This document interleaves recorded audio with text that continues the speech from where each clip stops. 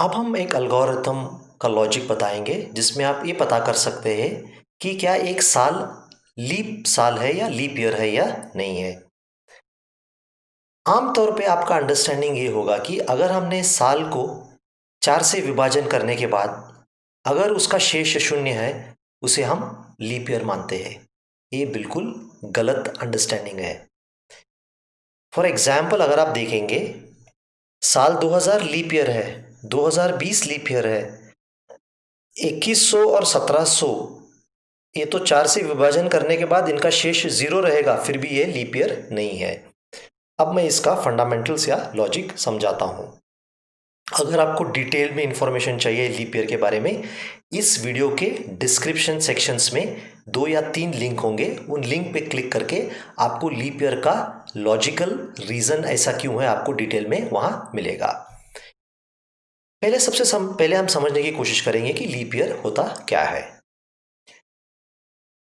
अगर आप देखोगे हर साल में लगभग 5 घंटे 50 मिनट के करीब एक्स्ट्रा घंटे होते हैं हर साल। इसी कारण हम 4 साल के बाद वो लगभग 6-6 घंटे जो है हर साल के एंड में उसे ऐड करके 4 साल के बाद हम उसे लीप ईयर मानते हैं, यानी फरवरी में एक एक्स्ट्रा दिन ऐड करते हैं। लेकिन अगर आप ध्यान से सुना होगा हमने क्या कहा है, यहाँ पे क्या है, वो अगर बराबर 6 घंटे होते तो तब तो कोई प्रॉब्लम नहीं होता, हर 4 साल के बाद लीप ईयर होता। क्योंकि ये 6 घंटे से थोड़ा कम होता है हर साल, हम क्या कर रहे हैं एक्चुअली लीप ईयर एडजस्टमेंट करने के लिए हम हर सेंचुरी ईयर को लीप ईयर नहीं मानते, केवल उन सालों को जैसे 1600 हो, 1200 हो या 800 हो या 2000 हो, जो 400 के साथ विभाजन करने के बाद अगर उनका शेष है शून्य, तब हम उन्हें लीप ईयर मानते हैं। तो और एक बार इस लॉजिक का समराइज करूंगा। अगर वो साल 100 ईयर्स में एंड हो रही है तो केवल 2000, 1600, 1200 लीप ईयर माने जाते हैं, क्योंकि वो 400 से विभाजन हो सकता है। बाकी सब साल जो 100 से विभाजन होते हैं जैसे 1700, 1800, 1900, 2100, ये लीप ईयर नहीं माने जाते हैं, क्योंकि एडजस्टमेंट के कारण हर सेंचुरी ईयर लीप ईयर नहीं होता। केवल वो सेंचुरी ईयर जो 400 से विभाजन करने के बाद उसका शेष रहेगा 0, उसे हम लीप ईयर मानते हैं। नंबर 1, अगर वो ईयर नॉन सेंचुरी ईयर है तो अगर वो 4 से विभाजन हो सकता है तो उसे हम सीधी तरह लीप ईयर मानते हैं। जैसे साल 2020 ये लीप ईयर नहीं है। तो चलिए अब हम कोशिश करेंगे लीप ईयर का लॉजिक बनाने के लिए। सबसे पहले हम क्या लिखेंगे, स्टार्ट, एक वेरिएबल डिक्लेयर करेंगे जिसका नाम है ईयर। ईयर एक मेमोरी लोकेशन रिप्रेजेंट कर रहा है रैम में। यूजर से हम ईयर रीड कर रहे हैं, मांग रहे हैं।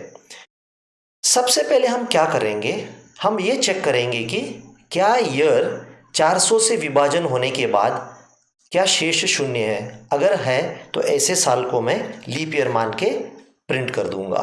तो सबसे पहला स्टेप ये रहा, इफ ईयर मॉड 400 इज 0, तब मैं लीप ईयर प्रिंट करके सीधा स्टॉप करूंगा। यानी अगर साल 2000, साल 1600 आ गए तो यहाँ पे हमने प्रॉब्लम सॉल्व कर दिया। इसके बाद हम और सेंचुरी ईयर्स को डील करना ज़रूरी है, ठीक है। तो सबसे 400 से डिवाइड होने के बाद हम ये चेक करेंगे कि क्या साल 100 से विभाजन हो सकता है। अगर साल 100 से विभाजन हो जाएगा तब ऐसे सालों को हम लीप ईयर नहीं मानते हैं। जैसे साल 1700, 1800, 1900, ये सारे लीप ईयर नहीं है। इसके बाद आसान है क्योंकि हमने सेंचुरी ईयर्स को डील कर दिया। अभी केवल नॉर्मल ईयर है, जैसे 2004, 2020, 2025 नॉन सेंचुरी ईयर आएंगे। नॉन सेंचुरी ईयर के लिए लॉजिक सिंपल है, अगर ईयर को हम 4 से विभाजन करें, क्या वो रिमाइंडर 0 है, तब हम उसे लीप ईयर करके प्रिंट करेंगे। अगर नॉन सेंचुरी ईयर 4 से विभाजन नहीं हो सकता तब हम सीधा लिख देंगे कि ये लीप ईयर नहीं है और स्टॉप करेंगे। तो ये था लॉजिक आपको फाइंड आउट करने के लिए कि क्या एक इनपुट ईयर लीप ईयर है या नहीं है। तो पहले इसे टेस्ट करने की कोशिश करेंगे। तो फॉर एग्जांपल सपोज हमने ईयर 1700 एंटर कर दिया, 1700 400 से विभाजन करने के बाद शेष रहेगा 100, तो ये कंडीशन फॉल्स है। यहाँ पे आएगा 1700, अगर हम 100 से विभाजन करेगा शेष आएगा 0, तब ये कंडीशन ट्रू होगा और हमें प्रिंट करना पड़ेगा नॉट अ लीप ईयर और सीधा यहाँ आ जाएगा। अब अगले इस पे जाएंगे, साल 2000 मॉड 400, तो यहाँ शेष हो जाएगा 0, तो इसलिए ये year is leap year print करके सीधा यहाँ स्टॉप होगा। अब चलिए ले लेंगे ईयर 2024 मॉड 400 शेष आएगा 24, तो ये कंडीशन फॉल्स हो गया। एल्स इफ 2024 मॉड 100, ये भी शेष हो गया 24, ये भी फॉल्स है। 2024 मॉड 4, यहाँ शेष बन जाएगा 0, तब ये कंडीशन होगा लीप ईयर और तब ये स्टॉप होगा। लास्ट के लिए हम एक एग्जाम्पल ले सकते हैं 2021 मॉड 400 शेष होगा 21, तो ये भी कंडीशन फॉल्स है। 2021 मॉड 100, ये भी शेष होगा 21, ये भी कंडीशन फॉल्स है। 2021 मॉड 4 शेष होगा 1 यानी 1, ये भी कंडीशन फॉल्स है, तो ऑटोमेटिकली ये प्रिंट होगा नॉट अ लीप ईयर। ये लॉजिक तो बड़ा सिंपल है, जब हम इसे सी प्रोग्राम में कन्वर्ट करेंगे तो केवल 1 या 2 लाइन में ये प्रोग्राम हो जाएगा। अभी इतना बड़ा लग रहा है, लेकिन हम दूसरे एंड ऑपरेटर या और ऑपरेटर यूज करके इसे एक ही लाइन में हम फिट करा के आपको दिखा देंगे। लेकिन इसमें आपको लॉजिकल सीक्वेंस जो है बहुत ही इंपॉर्टेंट है। समझ लीजिए मैं इफ की जगह सबसे पहले मॉड 100 चेक करता, ठीक है। अब देखिए इसमें प्रॉब्लम क्या होता, मतलब ये पहला इफ, ये एल्स इफ सोच लीजिए, ऐसे ही इफ लिखा है लेकिन ये इफ एल्स इफ। तो अगर हम इसे ऐसे करते तो प्रॉब्लम क्या होता, अगर साल 2000 पहले आता 2000 मॉड 100 0 होता, इसे नॉट लीप ईयर बताता, जबकि ये लीप ईयर है। तो सबसे पहले आपको 400 से करना है, उसके बाद आपको 100 से, उसके बाद आपको 4 से सॉरी।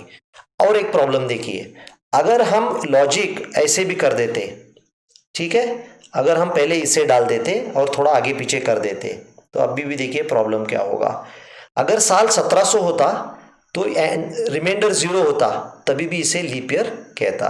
तो इसलिए आप अगर एल्गोरिथम का डेफिनेशन देखोगे, फाइनाइट यानी सीमित स्टेप्स और निश्चित स्टेप एक पर्टिकुलर ऑर्डर में होना जरूरी है। इस एग्जाम्पल के द्वारा आपको पता चला कि ये स्टेप्स के ऑर्डर होना, पर्टिकुलर ऑर्डर में होना बहुत ही ज़रूरी है। अगर आपने स्टेप्स में फेरबदल कर दी तो आपको रिजल्ट बिल्कुल गलत आएगा। तो ये था एक्सप्लेनेशन कि फाइंड आउट करने की क्या एक इनपुट ईयर लीप ईयर है या नहीं है।